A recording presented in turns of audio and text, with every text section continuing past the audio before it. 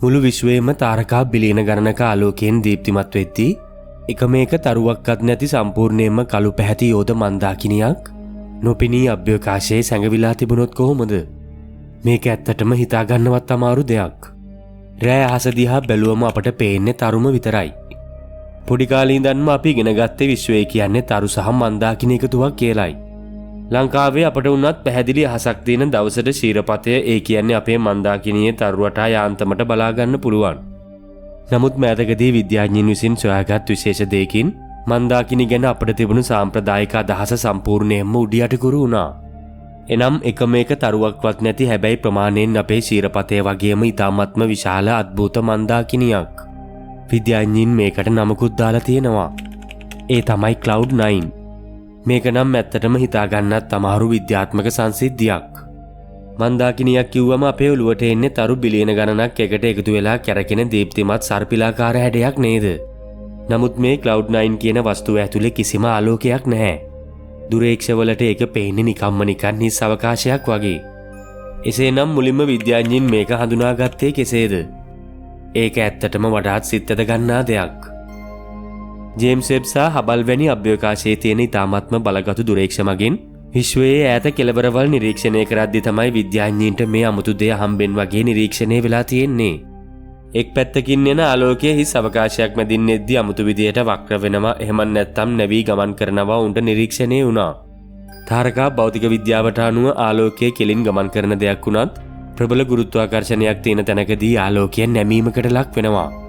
මෙන්න මේ හේතුව නිසා මේ හිස් අවකාශයේ මොකක් හරි විශාල ස්කන්ධයක් නැත්නම් විශාල බරක් තියෙන වස්තුවක් හැංගිලා තියෙනවා කියන එක විද්‍යාඥයින්ට තේරුණා. නමුත් පුදුමය කියන්නේ ඒ දෙස බලවත් දුරේක්ෂයකින් මොනතරම් වේලාවක් නිරීක්ෂණය කරත් එක තරුවක්වත් පෙනෙන්න තිබුණේ නැහැ. මේක හරියට අභ්‍යවකාශයේ තියෙන භූත මන්දාකිනියක් වගේ. මේක ඇතුලේ ඇත්තටම තියෙන්නේ මොනවද කියන එක ගැන දැන් ලොකු විද්‍යාත්මක සංවාදයක් ඇති වෙලා තියෙනවා. සමහරු හිතන්නේ මේක නිකන් වායු වලාකුළක් විතරක් වෙන්න ඇති කියලා. නමුත් තාරකා භෞතික විද්‍යාව ගැන සාමාන්‍ය දැනුමක් තියෙන කෙනෙක් වුණත් දන්නවා සාමාන්‍ය වායු වලාකුළකට ආලෝකයේ නමන්න තරම් විශාල ගුරුත්වාකර්ෂණ බලයක් ඇති කරන්න කිසිසේත්ම හැකියාවක් නැහැ. එසේනම් මේක පිටුපස තියෙන අභිරහස මොකද්ද? විද්‍යාඥයින් පවසන විදියට මේ Cloud9 මන්දාකිනිය සම්පූර්ණයෙන්ම වගේ නිර්මාණය වෙලා තියෙන්නේ අඳුරු පදාර්ථයෙන් නැත්නම් ඩාර්ක් මැටර් වලින්. මේ Cloud9 ගැන ගොඩක් අය නොදන්න තාරකා විද්‍යාඥයින් පවා මවිත කරපු එක් රහසක් තියෙනවා.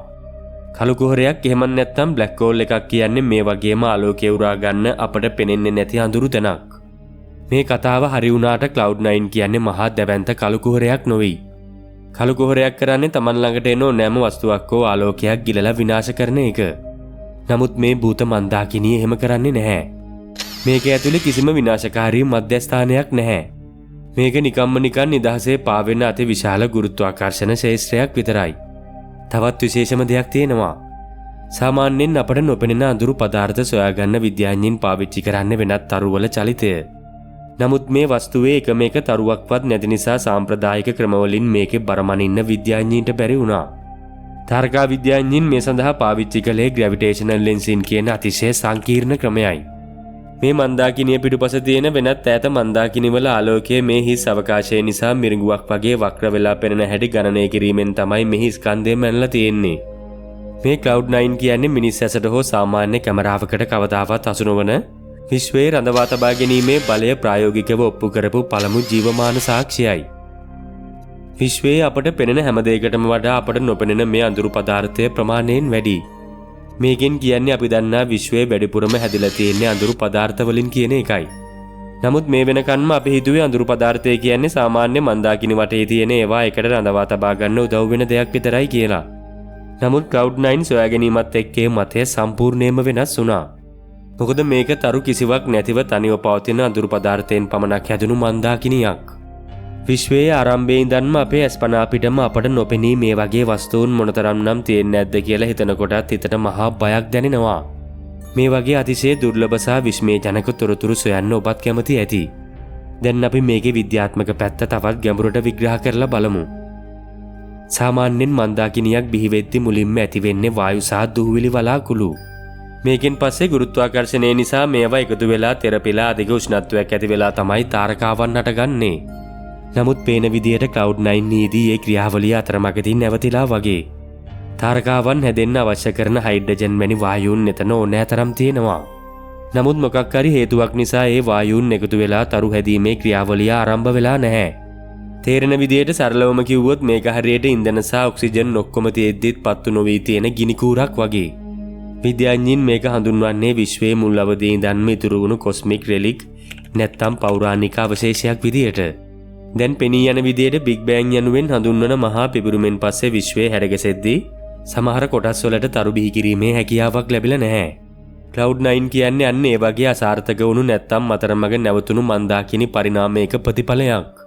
මේකේ ප්‍රමාණය කොච්චරද කියලා කිව්වොත් සූර්යා වගේ තරු බිලියන ගණනක බර මේ හිස් අවකාශය ඇතුලේ හැංගිලා තියෙනවා. කිසිම ආලෝකයක් නැති කිසිම ශබ්දයක් නැති නිරපේක්ෂ ශුන්‍ය උෂ්ණත්වයට ආසන්න මහා ශීතල අවකාශයක් මේක ඇතුලේ ඇති. නමුත් කතාව එතනින් ඉවර වෙන්නේ නැහැ. මෙන්න මේකයි වඩාත් භයානකම සහ පුදුම සහගත කොටස. මෑතකදී කරපු පරීක්ෂණවලට අනුව මේ Cloud9 මන්දාකිනිය ස්ථාවරව එක තැනක තියෙන දෙයක් නොවේ. මේක අභ්‍යවකාශය හරහා ඉතාමත්ම අධික වේගයකින් ගමන් කරමින් පවතිනවා. තවත් විදියකින් කිව්වොත් මේක විශ්වයේ සැරිසරන මහා දැවැන්ත අදෘශ්‍යමාන රාක්ෂයෙක් වගේ. යම් හේකින් මේ වගේ තරු රහිත අඳුරු පදාර්ථයෙන් පිරුණු මන්දාකිනියක් අපේ සෞරග්‍රහ මණ්ඩලයේ තියෙන කලාපය හරහා ගමන් කළොත් කුමක් සිදු වේවිද? මේදී අපට කිසිම ආලෝකයක් හෝ තරුවක් හැප්පෙනව පේන්නේ නැහැ. මොකද මේකේ ඇත්තටම තරු ඇත්තේ නැහැ. නමුත් මේකේ තියෙන අති දැවැන්ත ගුරුත්වාකර්ෂණ බලය නිසා අපේ පෘථිවිය ඇතුළු ග්‍රහලෝක සූර්ය කක්ෂයෙන් ගලවලා දාලා අභ්‍යවකාශය අතරමං කරන්න පුළුවන්. සූර්යාගෙන් ඈතට විසිවෙන පෘථිවිය සදහටම අයිස් ලෝකයක් බවට පත් වෙලා එක් රැයකින් සමස්ත ජීවයම වඳ වෙලා යන්න පුළුවන්. පේන්න ඉන්න සතුරට වඩා නොපෙනී පිටුපසින් එන සතුරා ඉතා භයානකයි කියන කතාව ඇත්ත වගේ නේද? විද්‍යාඥයින් දැන් මේ වගේ තවත් භූත මන්දාකිනි විශ්වයේ කොච්චර තියෙනවද කියලා සොයන්න වෙහෙසමින් සිටිනවා. මොකද දැනට අපට පෙනෙන විශ්වය කියන්නේ මුළු විශ්වයෙන් ඉතාමත්ම සුළු ප්‍රතිශතයක් විතරයි. මතක තියාගන්න ඉතිරි විශාල කොටසම පිරලා තියෙන්නේ මේ වගේ අඳුරු නොපෙනෙන අභිරහස් වලින්. Cloud9 කියන්නේ තවමත් නොවිසඳුණු අපේ දැනුමට එහා ගිය කොච්චර දේවල් තියෙනවද කියන එකට හොඳම උදාහරණයක්. දැන් ඔබට වැටහෙන්නට ඇති අපි හිතාගෙන ඉන්න දේට වඩා විශ්වයේ සැබවින්ම හරිම අద్භූතයි ඒ වගේම බියකරුයි. මේ හැමදේම දිහා බැලුවම අපට හිතෙන්නේ අපේ පෘථිවිය සහ මේ පරිසරය කොච්චරනම් වාසනාවන්තද සහ ආරක්ෂිතද කියලා. නමුත් ඒ ආරක්ෂාව ඕනෑම මොහොතක වෙනස් වෙන්න පුළුවන් කියන එකත් මේ වගේ සොයා ගැනීම් වලින් අපට මතක් කරලා දෙනවා. මට කියන්න ඔබ හිතන විදියට මේ වගේ එකම තරුවක්වත් නැති භූත මන්දාකිනි විශ්වයේ පුරා තවත් දහස් ගණනක් සැඟවිලා තියෙන්න පුළුවන්ද? නැත්නම් මේක විශ්වයේ සිදුවුණු අහඹු වැරදීමක් විතරක් වෙන්න ඇතිද? මේ ගැන ඔබේ අදහස පහතින් කමෙන්ට් කරන්න. මේ වගේ තාරකා විද්‍යාව ගැන ඔබ නොදැන සිටි වටිනා දේවල් දැනගන්න අපිව subscribe කරන්න. කුඩා සීනුවේ බොත් අලුත් වීඩියෝ එකක් දාපු ගමන් ඔබට දැනගන්නටත් පුළුවන්.